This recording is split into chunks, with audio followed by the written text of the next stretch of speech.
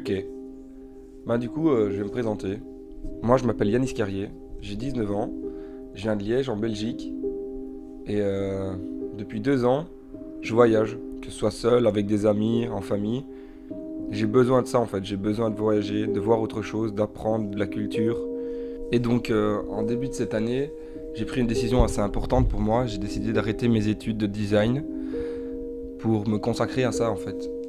J'ai trouvé un travail à mi-temps et le mi-temps où je travaille pas, je pars, je voyage. Que ce soit des défis sportifs, que ce soit voyager pour voir de nouvelles choses que j'ai jamais vues, ou réaliser des défis, ou je veux voyager. Mon but c'est de... Je me dis tant que je peux, tant que j'ai l'âge, tant que j'ai la force, autant le faire. Assez parlé de moi, maintenant je vais vous parler du voyage en Norvège. Donc là, je suis revenu il y a 1 mois plus ou moins. Ça s'est super bien passé.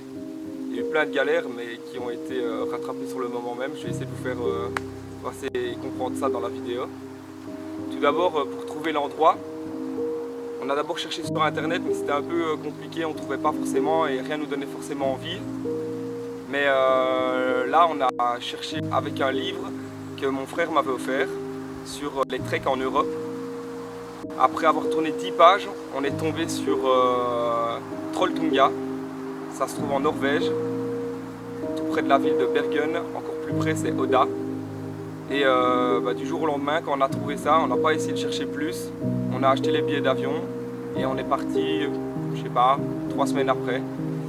Et dans cette vidéo, je vais essayer de vous expliquer comment on a fait, avec quels moyens, combien ça nous a coûté, est-ce qu'il y a des gens qui nous ont aidés sur place, comment est-ce qu'on a fait, et un peu toutes les galères qu'on a vécues et tous les super bons moments évidemment. Donc voilà, c'est parti. On est arrivé à Paris, il est 6h43. Putain c'était dur, on a déjà l'impression d'être amoché de ouf. Regarde la gueule à Romain. Miteux. Miteux. Max ça va, il est potable.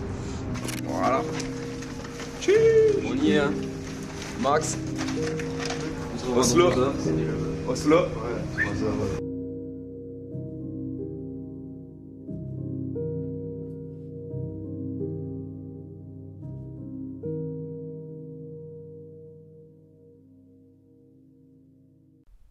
Donc, en arrivant à Oslo, la première chose qu'on voulait faire, c'était aller jusqu'à Drammen.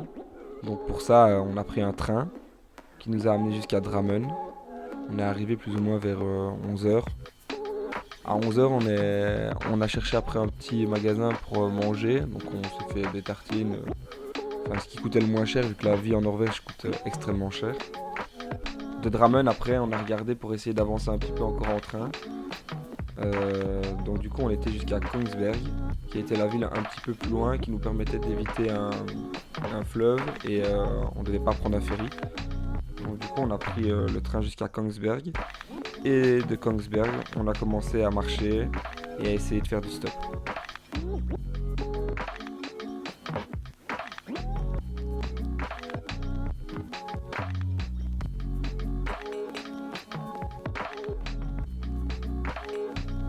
Et on va où? Hamot. Hamot. Hamot. Ah oui, il faut dire Hamot. Parce que le 1 avec un petit rond dessus, c'est E. Dites E.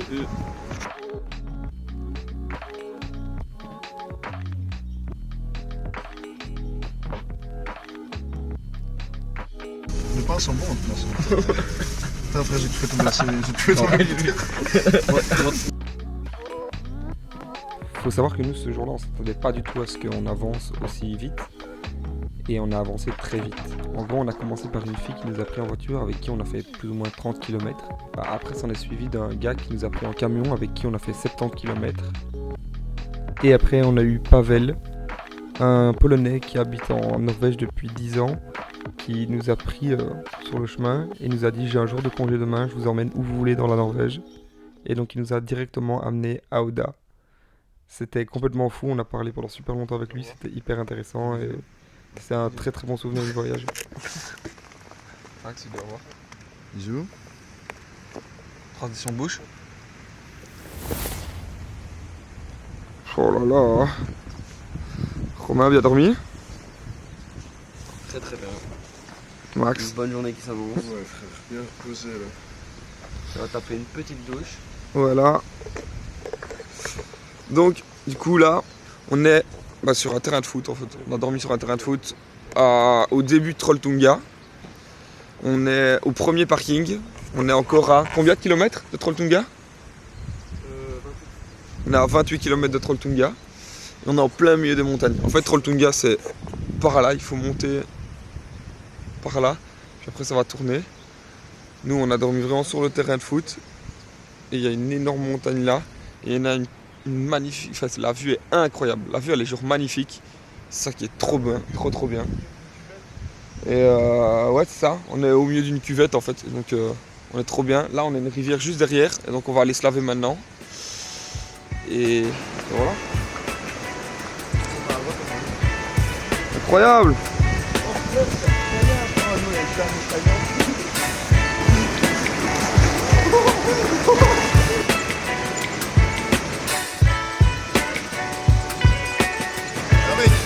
D'accord.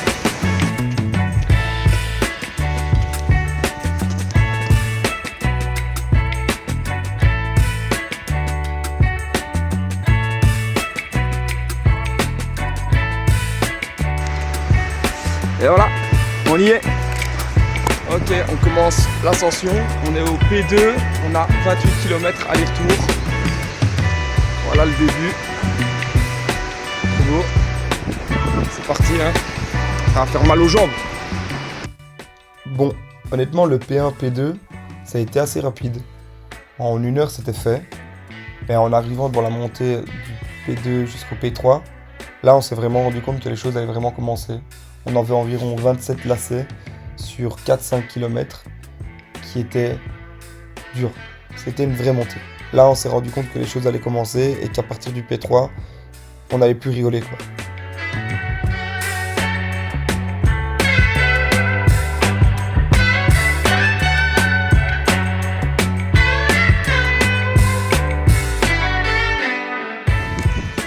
Ouf.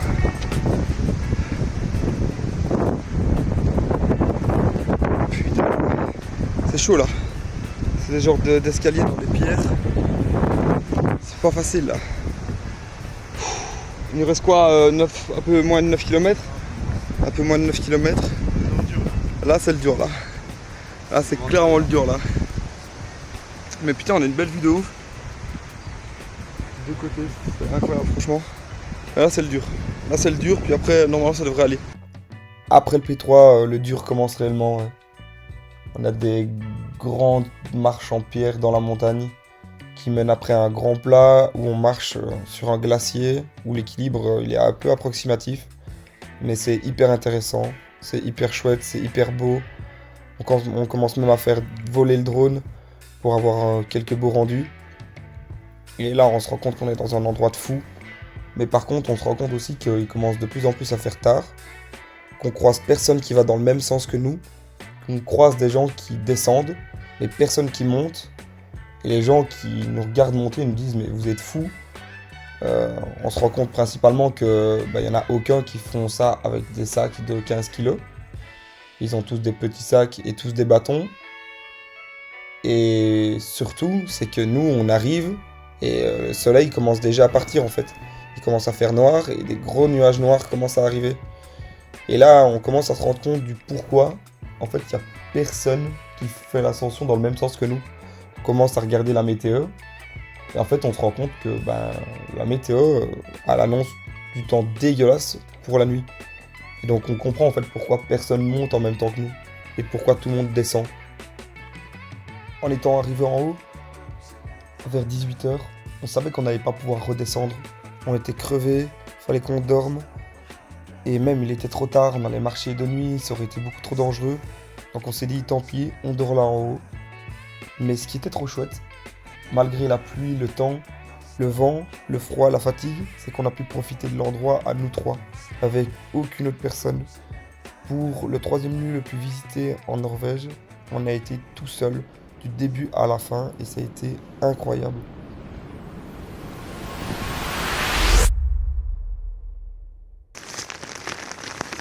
C'est la merde. C'est la merde, on peut le dire. Là, là c'est la merde. Là. Bon, du coup, on arrive à Trolltunga. Là, on dort à quoi, 20 mètres de Trolltunga. On est mort, déjà épuisé. On n'a plus de bouffe. Il nous reste un peu d'eau. Et le gros problème, c'est le temps. Il drache. Notre tente, on est trempé. La tente est trempée, elle est mal installée. Dans 2 heures, logiquement, il pleut plus. Mais vers 4 heures, normalement, il ne doit plus pleuvoir. Donc on partira sûrement d'ici vers 4 heures du matin. Là, il est 18 heures. On partira vers 4 heures du matin et on retournera là où on était le matin. Enfin, descendre sur Oda, quoi.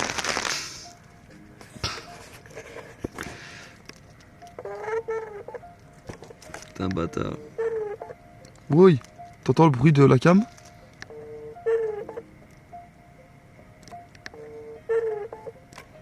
C'est pour faire le focus. Elle a tellement froid. Elle a froid que... Papa, attends. Écoute, Oh putain, ouais. elle a tellement froid que le focus il se fait... Ça réchauffe là. Hein. Là, on va dormir 3 heures. On met KO. Max, il dort déjà en 3 secondes. Oh.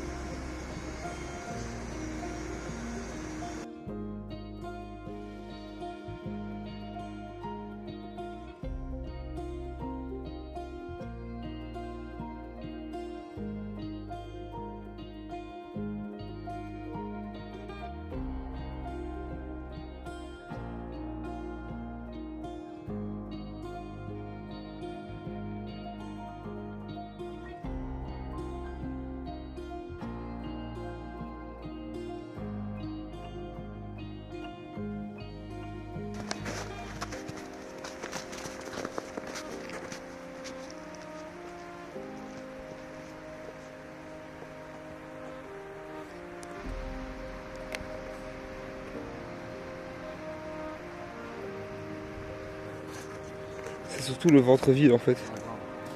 Ça va. Ouais, j'ai envie de sucre, moi, ça.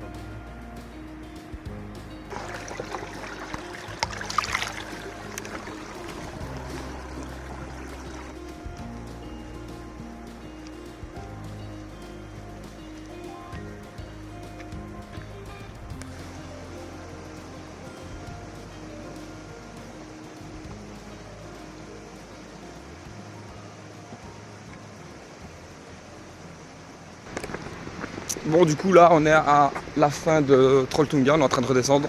J'ai pas beaucoup filmé le retour parce que c'était assez compliqué. On a démarré à quelle heure? On a démarré à 5 heures. Là il reste un peu moins d'1 kilomètre. C'était dur le retour sur les jambes et on n'a pas beaucoup dormi et on n'a plus rien à manger. Donc là on espère qu'en bas il y a à manger.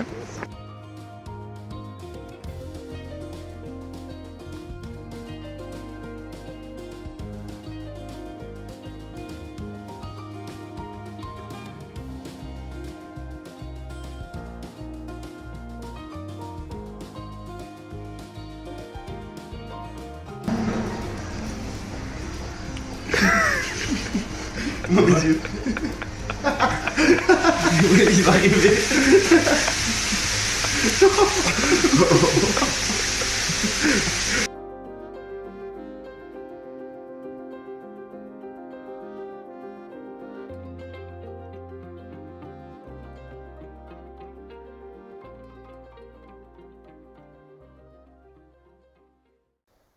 À 4 heures du matin, on a commencé à remballer la tente. Et le but, c'était juste de redescendre le plus rapidement possible. On avait super faim, on était fatigué. On a été assez rapide parce que vers 9h, 10h, on est arrivé en bas. On a mangé. Puis on a fait du stop pour retourner jusqu'à Oda, dans le centre d'Oda. Après, on a remangé. Et puis à ce moment-là, on s'est dit, bon, qu'est-ce qu'on fait? Et donc on s'est dit, pourquoi pas essayer d'aller jusqu'à Bergen. Bergen, où on avait juste l'information que c'était la ville la plus pluvieuse d'Europe. Et on se dit, bah go aller voir. Beaucoup de gens sur la route nous ont dit que c'était une très belle ville à visiter. Et donc on y est allé.